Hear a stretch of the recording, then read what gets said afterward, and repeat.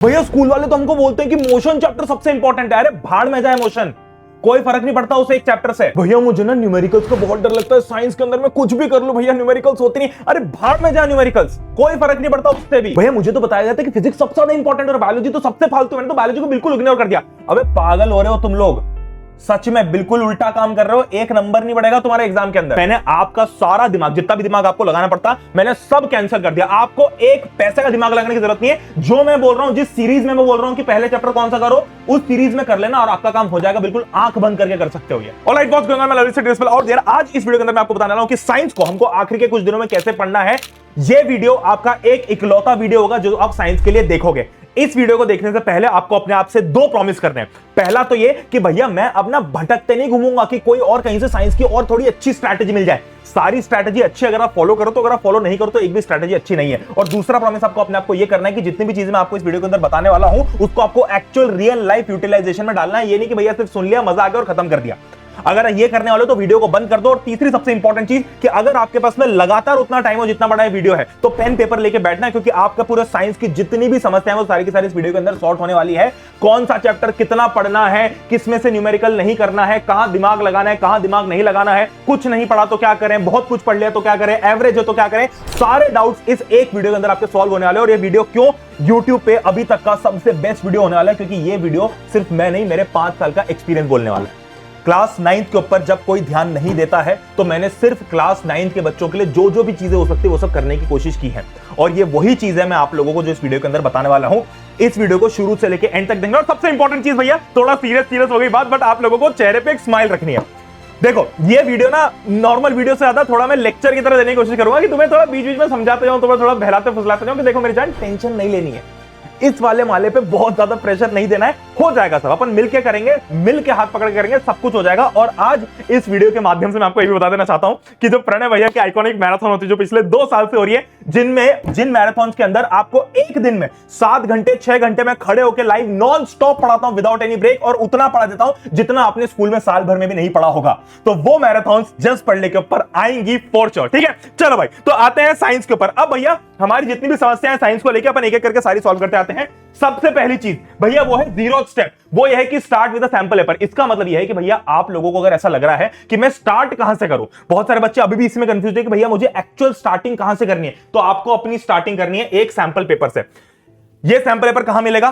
पहली बात, अगर आपके पास में फाइनल एसएल बुक है तो आपको उसके अंदर मिल जाएगा, नहीं तो मैं आप लोगों को एक सैंपल पेपर टेलीग्राम के ऊपर भी डाल के दे दूंगा, या फिर आपने ऑलरेडी कोई सैंपल पेपर की बुक खरीद रखी होगी। अगर नहीं खरीदी है, अगर आपको सिर्फ सैंपल पेपर के लिए स्पेसिफिकली बुक खरीदना, आपको लगता है कि नहीं भैया मैं सैंपल पेपर डायरेक्टली सॉल्व करूंगा तो मेरी ज्यादा हेल्प होगी, तो आप सैंपल पेपर खरीद सकते हो। जब मैं 9-10 पे था तो भैया मैंने तो ओसवाल की सैंपल पेपर यूज की थी, आप भी चाहो तो ओसवाल की सैंपल पेपर यूज कर सकते हो। मैं डिस्क्रिप्शन में लिंक दे दूंगा, जाकर उसको खरीद सकते हो डायरेक्टली। नहीं लेना अगर सैंपल पेपर, आपको लगता है कि नहीं भैया 10 सैंपल पेपर नहीं कर पाऊंगा, मेरे बिल्कुल भी इतनी प्रिपरेशन नहीं हुई, तो अभी सैंपल पेपर की बुक अवॉइड करना, या फिर आप 1-2 सैंपल पेपर प्रैक्टिस कर सकते हो। मैं आपको रेकमेंड करूंगा कि बुक हो तो बहुत अच्छी बात है, क्योंकि फिजिकल बुक सामने होती है उससे अच्छा कुछ नहीं है। डिस्क्रिप्शन में लेटेस्ट एडिशन के लिंक दे दूंगा जिसमें लेटेस्ट जो भी चेंजेस किए हुए सीबीएसई ने वो सारे के सारे चेंजेस आ जाएंगे, तो वहां से उसको खरीद लेना, अमेज़न से 2-3 दिन में आ जाएगी। अब सैंपल पेपर से स्टार्ट करना है। अब भैया तुम बोलोगे हमको भैया कुछ पढ़ा ही नहीं, हमको आता ही कुछ नहीं, हम सैंपल पेपर से स्टार्ट करके करेंगे क्या? ये सैंपल पेपर से स्टार्ट करने के बाद आपको अपनी एक्चुअल स्टैंडिंग पता चलेगी, क्योंकि आपको ना अभी तक जो लग रहा है कि जैसे फॉर एग्जांपल मैंने ना, अब ये वीडियो सिर्फ साइंस पे स्पेसिफिक होने वाला है, सेम वीडियो अपन सोशल साइंस का भी करेंगे और मैथ्स का भी करेंगे। तो जिन भी बच्चों को लग रहा है कि भैया साइंस के अंदर फॉर एग्जांपल मैंने ना force and laws of motion बड़ा अच्छे से कर लिया, पर क्या पता उसके अंदर कोई एक टॉपिक हो जिसमें आपको समझ ही नहीं आ रहा हो, क्या पता उसमें रिकॉइल वेलोसिटी वाला आपसे क्वेश्चन बन ही नहीं रहा हो, तो ये हमको पता कैसे चलेगा कि हमको क्या नहीं आता है? जब तक आपको ये नहीं पता है कि आपको क्या आता है और क्या नहीं आता, तब तक आप आगे तो बढ़ ही नहीं सकते हो। तो ये पता करने के लिए सैंपल पेपर बहुत जरूरी है। एक बार सैंपल पेपर कर लिया उसके बाद में ये लिस्ट आपके पास में होनी चाहिए। भैया ये लिस्ट कहां मिलेगी? मैं टेलीग्राम के ऊपर डाल दूंगा। ये आपकी टॉपिक वाइज लिस्ट है जो कि आपको एग्जाम पर्सपेक्टिव से ये चेक करवाती है कि आपको हर एक चैप्टर से कौन से टॉपिक आते हैं। फॉर एग्जांपल मैंने मैटर एंड सराउंडिंग्स उठाया, तो मेरे को फॉर एग्जांपल ये नहीं आता state of matter and inter conversion, तो मैं यहां पर क्रॉस लगा सकता हूं। या जब मैंने सैंपल पेपर किया और मुझे कोई इंटर कन्वर्जन का सवाल पूछा था कि भैया सॉलिड से लिक्विड जाने को या लिक्विड से गैस जाने को क्या बोलते हैं और मुझे वो समझ में नहीं आया, तो यहां पर मेरे को समझ में आ जाए ना कि यार ये टॉपिक मेरा उतना स्ट्रांग नहीं है, तो इस पर मैं फोकस कर पाऊंगा। जब तक आपको, तो ये जो मैं आप लोगों को टूल्स दे रहा हूं ना, ये सारे टूल्स भी मैं आपको दूंगा। तो ये सिर्फ ऐसा नहीं कि बक बक बक बक करके मैं निकल जाऊंगा ऐसे, ये सारे टूल्स आपको टेलीग्राम के ऊपर दूंगा, जो भी चीजें मैं बता रहा हूं, ताकि आप जो करो ना उसको रियल लाइफ में ला पाओ। भैया इसकी प्रिंट आउट निकल कर लेना। फॉर एग्जांपल भैया मैं एटम्स एंड मॉलिक्यूल्स करने बैठा, अब ये चलो स्ट्रक्चर ऑफ एटम करने बैठा, अब मेरे को ना आइसोटोप और आइसोबर वाला टॉपिक इतना क्लियर नहीं है, क्योंकि मेरे को उसके अंदर ना वो निकालते नहीं आ रहा, एवरेज एटॉमिक मास निकालते नहीं आ रहा। तो आपने यहां पर टिक लगा दिया, तो आपको पता तो चल गया ना कि किस एक चैप्टर में से वो कौन सी चीजें जो आपको समझ में नहीं आ रही है। पहली सबसे इंपॉर्टेंट चीज ये करना, अब आपने कितना भी पढ़ा हुआ हो, आपका कुछ ना कुछ इसमें से छूटेगा ही, ऐसा हो ही नहीं सकता। मैं आपको चैलेंज देता हूं कि आप सब पे टिक लगा दो, ऐसा हो ही नहीं सकता कि आप सब पे टिक लगा दो, कुछ ना कुछ तो छूटेगा। और अगर आपने कुछ नहीं पढ़ा है तो आपको पूरे पूरे चैप्टर पता चलेंगे, क्योंकि जब तक आप ये अटेम्प्ट नहीं करोगे ना कि एग्जाम में क्या आने वाला है, तब तक किसी काम का नहीं है कुछ भी। कोई मतलब नहीं कितनी पढ़ाई करके, कितने भी क्वेश्चंस करके, जब तक आपको ये नहीं पता कि एग्जाम कैसे दिखने वाली है। एक बार ये प्रैक्टिस करेंगे, फिर हम लोग स्टार्ट करेंगे मेन चीज के ऊपर। तो ये जीरो स्टेप हो गई। अब सबसे पहले आपको क्या करना है कि भैया मैं आप लोगों को बार बार एक एक चीज बताता हूं, इसलिए मैं इस स्लाइड पे बिल्कुल टाइम वेस्ट नहीं करूंगा कि पढ़ना कैसे है। तो वन शॉट लेक्चर देखना भैया, लास्ट का टाइम है, इसलिए आप ज्यादा टाइम वेस्ट मत करना। वन शॉट लेक्चर अगर आपको डिफिकल्ट चैप्टर्स के चाहिए तो मैं आपके लिए यूट्यूब पे सीरीज लेके आने वाला हूं, ठीक है। मैं आप लोगों के लिए यूट्यूब पे फ्री में, मतलब यूट्यूब पे तो फ्री होता है, पर यूट्यूब के ऊपर जो मेरी वन शॉट सीरीज है जो डिफिकल्ट चैप्टर्स की होगी वो मैं लेके आने वाला हूं, ठीक है। पिछले साल मैंने थोड़े कम चैप्टर कवर करवाए थे, क्योंकि उस टाइम पे थोड़ी और सिनेरियो चल रहे थे, थोड़ी और समस्याएं चल रही थी। बट इस बार मैं आप लोगों का जो 10 दिन का टारगेट में लेके चल रहा हूं कि 20 जनवरी से लेके 30 जनवरी 31 जनवरी तक अपन कोई भी एक सब्जेक्ट पढ़े, फॉर एग्जांपल साइंस पकड़े और उसको पूरा का पूरा निपटाएं, एक एक चैप्टर निपटाएं रोज एक एक लेक्चर के साथ में। तो ये चैलेंज में करने के लिए तैयार हूं, बट आपको बताना है कमेंट में कि आप क्या चाहते हो, साइंस चाहते हो, सोशल साइंस चाहते हो, या फिर मोस्ट डिफिकल्ट चैप्टर की सीरीज चाहते हो। इन तीनों चीजों में से आप मुझे नीचे कमेंट करके बताओ कि आप क्या चाहते हो। कि भैया मेरे को ऐसा लगता है कि आप ना सिर्फ सबसे डिफिकल्ट चैप्टर करा दो, क्योंकि आसान चैप्टर तो हमने कर लिया, डिफिकल्ट चैप्टर हमको टीचर से समझ में नहीं आता और आपकी भाषा में सुनना है, तो वो डिफिकल्ट चैप्टर अपन कर लेंगे, उसकी टेंशन नहीं, ठीक है। फिर NCERT question, notes, important questions और सैंपल पेपर्स, ये तो भैया सबसे इंपॉर्टेंट चीज है और बेसिक चीज है जो हम रोजमर्रा की जिंदगी में हमको करना ही करना है। इसके बिना आप कुछ भी चीज नहीं कर सकते। तो ये तो बहुत बेसिक चीज हो गई। मैं इस एक स्लाइड को स्ट्रैटेजी नहीं बनाऊंगा कि भैया मैं कैसे पढ़ना है, वन शॉट लेक्चर, अरे भाई पता है, तो ये सबको पता है। तो ये एक स्लाइड बस 5% पार्ट है मेरे वीडियो का, ठीक है। अब एग्जैक्टली कैसे पढ़ना है भैया, अब एग्जैक्टली एक एक स्टेप कैसे करनी है, आप लोगों को फॉलो कैसे करना है साइंस के पेपर को। पहले मैं आप लोगों को ओवरव्यू बता रहा हूं कि साइंस को पढ़ना कैसे है, फिर अपन चैप्टर वाइज घुसेंगे जिसका आप वेट कर रहे हो कि भैया किस चैप्टर में कहां पर कितने मार्क्स ला सकते हो और कैसे मैं मार्क्स चुरा सकता हूं, सब चीज बताऊंगा। सबसे पहले अगर आपको लग रहा है कि भैया मैं एक साथ 5 घंटे पढ़ूंगा, तो this is not going to work, क्योंकि मेरी जान आपका ना दिमाग कोई मशीन नहीं है।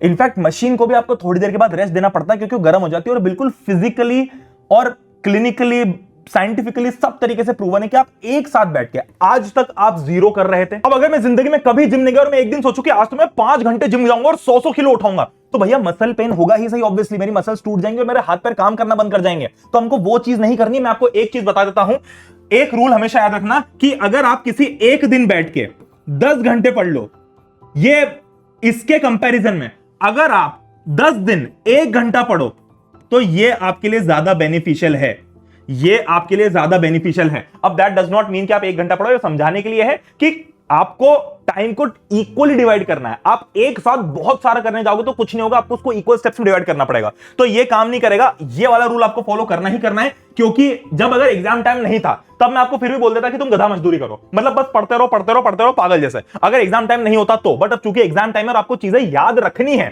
ना। अगर मान लो कि भाई कल को फॉर एग्जांपल स्कूल के अंदर ही अपने को कोई पेपर सबमिट करना है, तो आप बैठ के बस लिखते जा रहे हो, पढ़ते जा रहे हो, जो भी करना, तो वो इतनी इंपॉर्टेंट एग्जाम नहीं हो सकता। आप कुछ भूल भी जाओ तो उससे फर्क नहीं पड़ता, बट फाइनल एग्जाम हमारे लिए सबसे इंपॉर्टेंट एग्जाम है।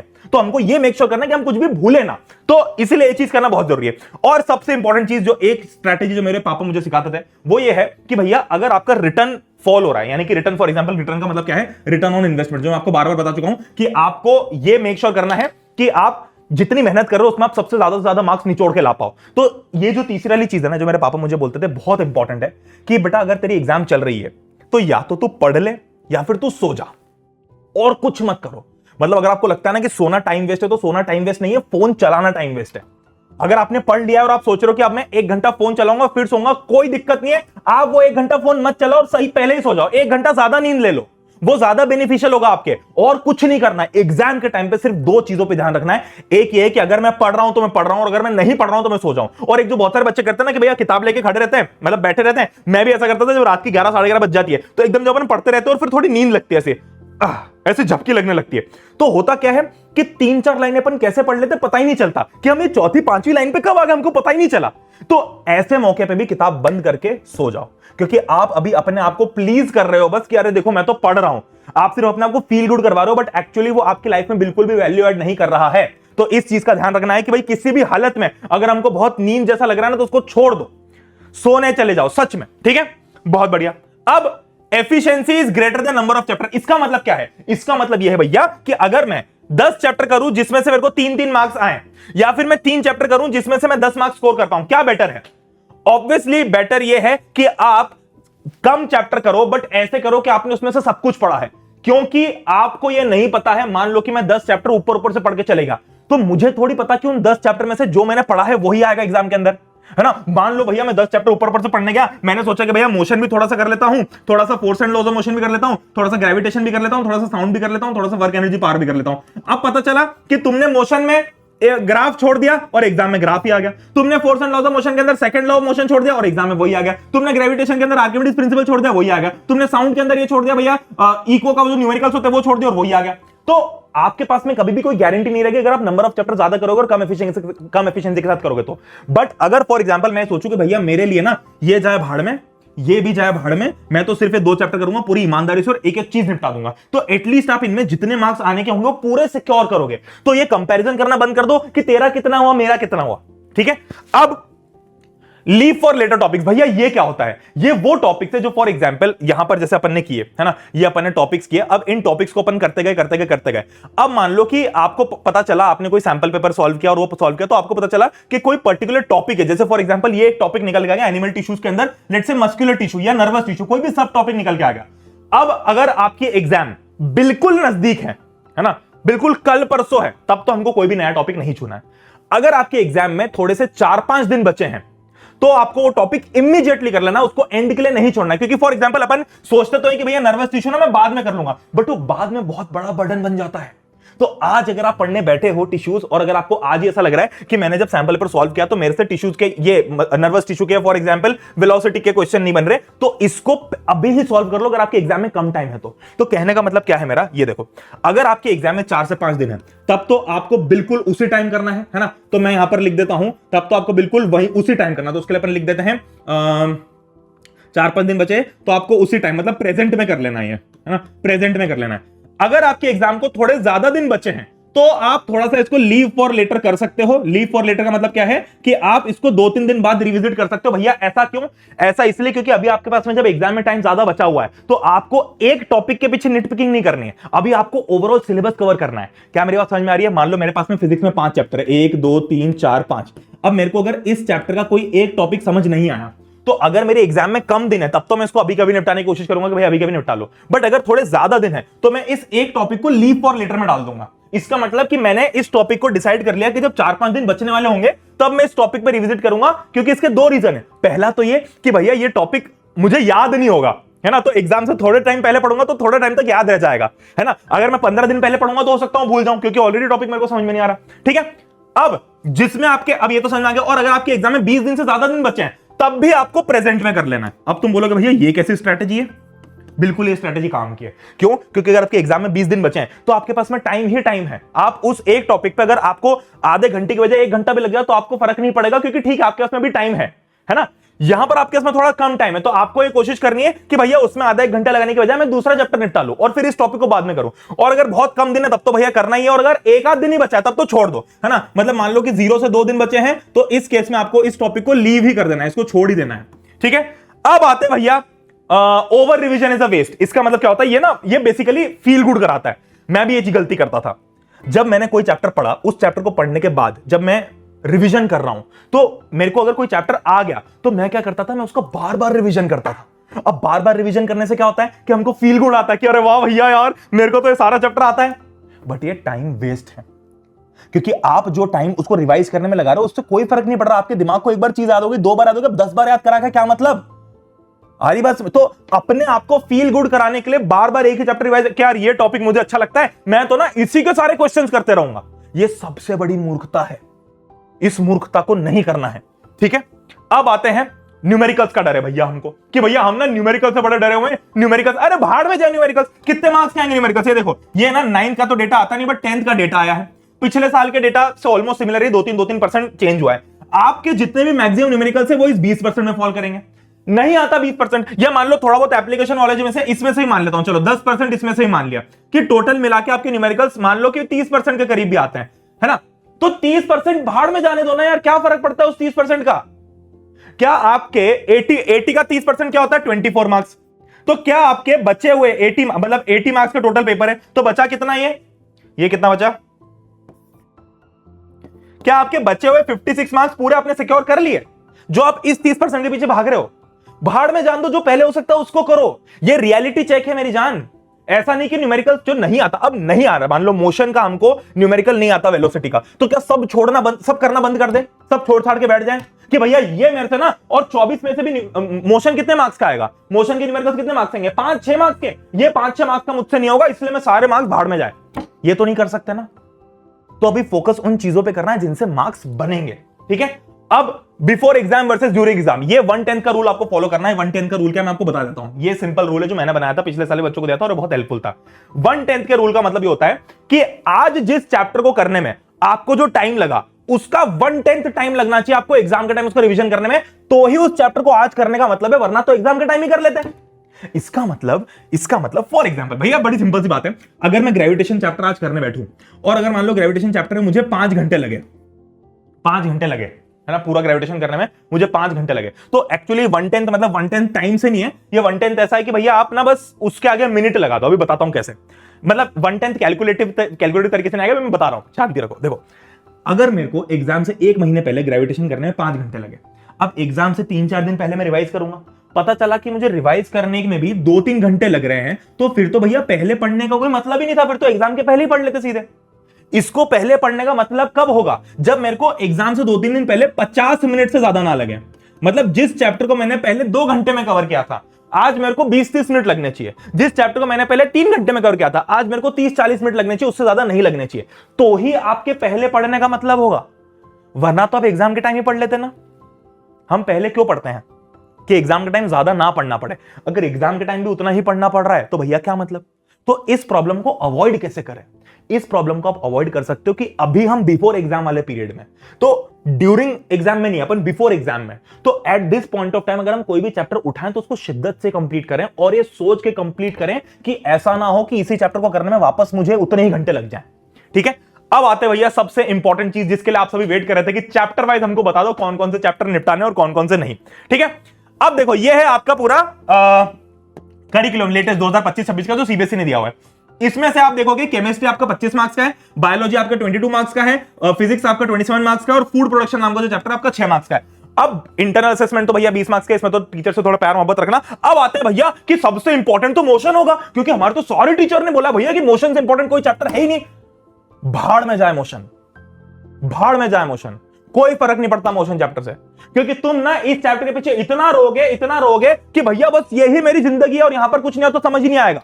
कुछ बच्चे बोलेंगे कि भैया मोशन के अगर मेरे बेसिक कंसेप्ट क्लियर नहीं हो तो मैं ग्रेविटेशन कैसे करूंगा? अरे हो जाएगा, और नहीं होगा तो न्यूमेरिकल ही नहीं होगा ना, बाकी सब तो हो जाएंगे। मेरा लेक्चर देख लो ग्रेविटेशन का उठा के, उसके अंदर मैंने आपको बिल्कुल लल्लू चप्पू तरीके से बताया हुआ है, बिल्कुल लल्लू तरीके से बताओ, बिल्कुल बच्चे की तरह चम्मच से पिला के बताओ कि न्यूमेरिकल कैसे करना है, ग्रेविटेशन के क्या क्या दिया हो क्वेश्चन में, तो क्या क्या आपको अप्लाई करना है। इससे ज्यादा आसान और क्या करके दूं? ये आपके पास में ऑलरेडी अवेलेबल चीज है। तो ये इस पागलपन में नहीं लगना भैया कि मैं तो मोशन के पीछे पागल हो जाऊंगा। भैया मेरे से ना एटम्स एंड मॉलिक्यूल्स बहुत ही मेरे को हो ही नहीं रहा है भैया, इस मैटर अराउंड प्योर के अंदर वो जो मास बाय वॉल्यूम वाले जो परसेंटेजेस थे वो हो ही नहीं रहा है। अरे मेरी बात सुनो, सबसे इंपॉर्टेंट चैप्टर पता है क्या है? मोशन नहीं, ग्रेविटेशन नहीं, सबसे इंपॉर्टेंट चैप्टर है फूड प्रोडक्शन। तुम बोलोगे भैया क्या बात कर रहे हो, इतना फालतू चैप्टर है? इसकी क्या औकात है मोशन के सामने? है क्या औकात है? तो सुसु कर दे मोशन के सामने, इतना लल्लू चैप्टर है तो। पर मैंने कहा मेरी जान, मोशन कितने मार्क्स लाके देगा? लॉजिकली सोचो ना, 27 मार्क्स का आपका पूरा फिजिक्स आएगा, 5 चैप्टर है, अप्रोक्सीमेटली 5 से 7 मार्क्स का चैप्टर आएगा। हर एक चैप्टर 5 से 7 है, 5 से 8 मार्क्स का। अब ये 5 से 7 मार्क्स में भी आपको कंफर्म नहीं है कि इसमें क्या क्या आएगा और ये कितना डिफिकल्ट चैप्टर है। उसी सेम तरीके में आपको ये फूड प्रोडक्शन एक चैप्टर गारंटीड 6 मार्क्स लाके दे रहा है। तो सबसे इंपॉर्टेंट चैप्टर आपके पूरे साइंस का ना तो मोशन है, ना स्ट्रक्चर ऑफ एटम है, ना एटम्स एंड मॉलिक्यूल्स है, ना ग्रेविटेशन है। सबसे इंपॉर्टेंट चैप्टर है फूड प्रोडक्शन। यह चैप्टर करना सबसे पहले सबसे जरूरी है, क्योंकि यह आपको फ्री के 6 मार्क्स दे रहा है। अब अगर इस चैप्टर को आपने आखिरी के लिए छोड़ दिया और इतने घटिया चैप्टर के अंदर से भी आपको लगा कि यार टाइम कम है तो मेरे को एक टॉपिक छोड़ना पड़ेगा, तो वो सबसे बड़ी बेवकूफी होगी आपकी।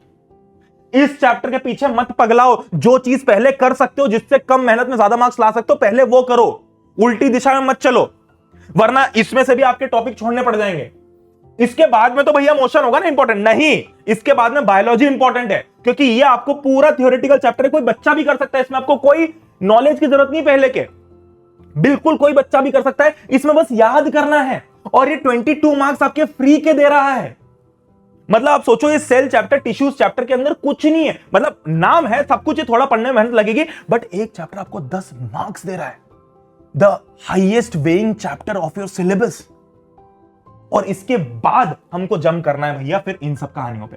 अब भैया एक एक करके ऑर्डर भी मैंने बना रखा है कि आपकी थोड़ी आसानी हो जाए कि कौन से चैप्टर कर रहे हैं। तो ये इजी चैप्टर में ना आपको बिल्कुल दिमाग नहीं लगाना है, मैंने आपका सारा दिमाग, जितना भी दिमाग आपको लगाना पड़ता, मैंने सब कैंसिल कर दिया। आपको एक पैसे का दिमाग लगाने की जरूरत नहीं है। जो मैं बोल रहा हूं, जिस सीरीज में मैं बोल रहा हूं कि पहले चैप्टर कौन सा करो, उस सीरीज में कर लेना और आपका काम हो जाएगा, बिल्कुल आंख बंद करके कर सकते हो। ये सबसे पहले हमारी प्रायोरिटी है ये स्टार्ट करना। इजी चैप्टर में भी आप इस सीरीज में चलोगे, सबसे पहले सेल्स निपटा लो क्योंकि आपको ज्यादा मार्क्स लाके देगा, टिश्यूज निपटा लो, इंप्रूवमेंट इन फूड रिसोर्सेज और फिर स्ट्रक्चर ऑफ एटम कर लो क्योंकि थ्योरेटिकल चैप्टर से और इजीली हो जाएंगे। इसके तो न्यूमेरिकल्स भी बहुत आसान होते हैं। फिर मॉडरेट चैप्टर में फिर इसी सीरीज में चलो कि भैया पहले ये करूंगा, फिर ये करूंगा, फिर ये करूंगा, फिर ये करूंगा, फिर ये करूंगा। फिर इसके बाद में आओ भैया डिफिकल्ट चैप्टर्स पे, जो कि है force and laws of motion, atoms and molecules और मोशन। एटम्स एंड मॉलिक्यूल्स के अंदर आपका जो है ना लेटेस्ट एनसीईआरटी के अंदर मोल कंसेप्ट भी डिलीटेड है, ठीक है। तो मोल कंसेप्ट पहले होता था कि कुछ स्कूल में पूछ रहे हैं, कुछ में नहीं पूछ रहे हैं, बट अब एनसीईआरटी के अंदर भी मोल कंसेप्ट नहीं है, तो ये नहीं आना चाहिए। तो इसलिए आप इस चैप्टर को फिर भी मॉडरेट में डाल सकते हो, बट मैंने आपके स्कूल के ऊपर छोड़ा हुआ है। अगर आप इस तरीके से कर लेते हो तो आपको किसी भी चीज में घबराने की जरूरत नहीं है। भैया मैं करूं कैसे, मुझे ये तो बता दो। तो अगर आप लोग सैंपल पेपर करना चाहते हो तो सैंपल पेपर तो मैं दे दूंगा, बट अगर आपको चाहिए कि भैया मेरे को इंपॉर्टेंट क्वेश्चंस करने हैं, तो मेरी जान ये फाइनल असल बुक है, कुछ नहीं है भैया इस बुक, ई बुक में। मैं आपको एक चीज बता देता हूं कि अगर आपको ऐसा लगता है कि भैया मैं नहीं पढ़ूंगा, ये ई बुक शायद 70 या 80 रुपए की मिलेगी, 70-80 रुपए में तीनों मैथ, सोशल, साइंस तीनों मिल जाएंगे, तीनों मिल जाएंगे। 20-20 रुपए, 30-30 रुपए की एक ई बुक है, बट इतनी वैल्यूएबल है कि पिछले साल भी हजारों बच्चों ने इससे स्कोर किया था और इस साल भी हजारों बच्चे स्कोर करेंगे। बट अगर आपकी एग्जाम बिल्कुल कल या परसों ही है तो इस ई बुक को मत खरीदना। मेरी टीम वाले मुझे बार बार बोलते हैं कि भैया सर आप ऐसा क्यों करते हो, आप मना क्यों करते हो, तो बच्चों को साफ साफ कर। मैं कह रहा हूं कि भाई मेरे को तुम्हारे पैसों का, मेरे को तुम्हारे माँ बाप का एक पैसा भी नहीं चाहिए जो तुम्हारे यूटिलाइजेशन का ना हो। मैं खुद कह रहा हूं कि अगर कल एग्जाम है तो बच्चा नहीं सॉल्व कर सकता है किताब, कोई मतलब नहीं लेके, वो 80 रुपए 70 रुपए जो भी होंगे वो भी तुम वेस्ट ही कर रहे हो, तो क्यों करना उस पैसे को वेस्ट। और अगर आपको ऐसा लगता है कि भैया बहुत सारी चीजें हैं, ये एक और ले लेता हूं, इसको बाद में देखूंगा, तो भी मत लेना। इस ई बुक को सिर्फ तब लेना जब आपको लगता है कि हाँ भैया पहली बात तो ये ई बुक है। फिजिकल बुक प्रिंट करके बेचना मतलब बहुत मुश्किल होता है। हम जो 10th की फाइनल से लेते हो, एक बुक 400 रुपए की, 3 बुक का बंडल शायद 1000 रुपए का आता है, ये तीनों बुक का बंडल 70-80 रुपए का। तो पॉसिबल ही नहीं है कि हम आपको प्रिंट करके दे पाए। हम क्या करके दे सकते हैं कि आपको क्वेश्चन सारे क्यूरेट करके दे सकते हैं कि मेरी जान तुमको कहीं भटकना ना पड़े कि मेरे को ये क्वेश्चन यहां से मिलेंगे क्या, ये वहां से मिलेगा क्या, कॉम्पिटेंसी कहां से ढूंढूं, असर्शन रीजनिंग कहां से ढूंढूं, केस बेस कहां से ढूंढूं, वो सब इसमें है। ये देख लो। अब तुम बोलोगे भैया हम तो स्क्रीनशॉट ले लेंगे, अरे तो ले लो स्क्रीनशॉट, लो जिसको लेना स्क्रीनशॉट ले लो, ले भाई ले स्क्रीनशॉट ले लो तुम कितने पेजेस का स्क्रीनशॉट ले लो, अरे तुम पूरी बुक का स्क्रीनशॉट ले लो, बस कोई फर्क नहीं पड़ता उससे, क्या कर लूंगा मैं 80 रुपए से। पर यह है कि भैया इसके अंदर आपको कहीं भटकना नहीं पड़ेगा, प्रॉपर तरीके से सारे क्वेश्चन है। भाई असर्शन रीजनिंग करने बैठा तो 6 असर्शन रीजनिंग मिल गए मेरे को जो भी शॉर्ट आंसर था तो मेरे को 5-6-7 शॉर्ट आंसर मिल गए, और वेरी शॉर्ट किया और उसके बाद में लॉन्ग आंसर किया, तो मेरे को सारे टाइप के क्वेश्चन मिल गए। केस बेस्ड क्वेश्चन मिल गया, ऑब्जेक्टिव केस बेस्ड क्वेश्चन भी मिल गया और सब्जेक्टिव केस बेस्ड क्वेश्चन भी मिल गया। मेरे पास सब कुछ है, हर एक चीज मेरे पास में अवेलेबल है। तो अगर मैं ये कर लेता हूं तो यहां से आपकी बहुत ज्यादा हेल्प हो जाएगी, बट ओनली व्हेन जब आप एक्चुअली पढ़ सको। और अगर आपको लगता है कि मेरे को फिजिकल सैंपल पे लेनी तो उसकी तो एज ऑलवेज लिंक मैं डिस्क्रिप्शन में दे दूंगा कि भैया तुम जाके ले सकते हो एक सैंपल पेपर, ताकि आप स्टार्ट कर दो। ये जो पहला सैंपल पेपर है ये मैं आप लोगों को दे दूंगा टेलीग्राम के ऊपर अभी इस वीडियो के बाद में। तो विद दैट बीइंग सेड मेरी जान मेरी बात ध्यान से सुनो, एक कंक्लूजन दिखा देता हूं आपको कि हमको एग्जैक्टली पढ़ना कैसे है। पढ़ने का आपको ये फॉलो करना है कि भैया अगर आपने वन शॉट कर लिया और फाइनल हासिल कर ली, उसके ऊपर आपको कुछ भी करने की जरूरत नहीं है ना, उसके ऊपर कुछ भी करने की जरूरत नहीं है। एनसीईआरटी भी उसके बाद आएगी, सैंपल पेपर तो खैर आपको पहले करना ही, और सबसे लास्ट में आपको रिटर्न प्रैक्टिस करना है। इसके ऊपर मैं अलग से वीडियो बनाऊंगा, बट ये आपको फ्री के 5 मार्क्स दे सकता है अगर आप ठीक से आंसर प्रेजेंट करते हो तो। डायग्राम में खिचड़ी नहीं बनानी है, डायग्राम को प्रॉपर लेबल करना है नीटनेस के साथ में, ठीक है। अब एक्स्ट्रा 5 मार्क्स आपको कब मिल सकते हैं ये ध्यान से सुन लो, अगर हम एग्जाम के अंदर ज्यादा एक्यूरेसी से लिखेंगे, है ना, ऐसा भैया लिखने बैठे और फटफट न्यूमेरिकल कर दिया, बहुत अच्छा, उससे कोई फर्क नहीं पड़ेगा। आपको एक्यूरेसी पे ज्यादा ध्यान देना है। जब आप सॉल्व भी कर रहे हो ना, जब आप प्रैक्टिस भी कर रहे हो, तो आपको फटाफट करने के चक्कर में कचरा नहीं करना है, एक्यूरेसी के साथ में काम करना है। पेपर को रीचेक करना है, और प्रेजेंटेशन बहुत इंपॉर्टेंट है नॉलेज से, ये ध्यान रखना, क्योंकि आपके टीचर को नहीं पता कि उनको फर्क नहीं पड़ता कि तुमको कितना आता है, उनको इस बात से फर्क पड़ता है कि तुमने पेपर में कितना लिखा है। तो दैट बीइंग सेड इस वीडियो को हम कर रहे हैं समाप्त। टेलीग्राम के ऊपर जो भी इंपॉर्टेंट चीजें मैं डाल दूंगा, मेरी जान ध्यान रखना एक चीज कि चेहरे से स्माइल मत हटने देना। थोड़ी अलग बात बोल रहा हूं, बट स्माइल चेहरे पे रहनी चाहिए, क्योंकि हम मिलके कर लेंगे, टेंशन लेने की जरूरत नहीं है। ठीक है, जो चीजें मैंने बताई है उनको फॉलो करना। मुझे बस कमेंट के अंदर बता दो कि आप किस तरीके की सीरीज चाह रहे हो। मैं एक सब्जेक्ट उठा के आपको, वैसे तो मैं सब्जेक्ट तो सब करा दूं, बट मैं चाह रहा हूं कि एक सब्जेक्ट पर या तो शुरू से लेकर एंड तक कंप्लीट करें, या फिर जो सबसे डिफिकल्ट चैप्टर है वो करें। मैं चाहूंगा, मैं सोच रहा हूं गूगल फॉर्म भी दे दूं, बट आप मुझे कॉमेंट के अंदर ही बता देना, वो चीज देख लूंगा। तो दैट बीइंग सेड, आज की सभा को करते हैं समाप्त। Thank you very much, all the best. मैं खड़ा हूं आपके साथ में, आपके मार्क्स आएंगे, कोई नहीं रोक सकता, और कोई मायका लाल नहीं रोक सकता। Love you all.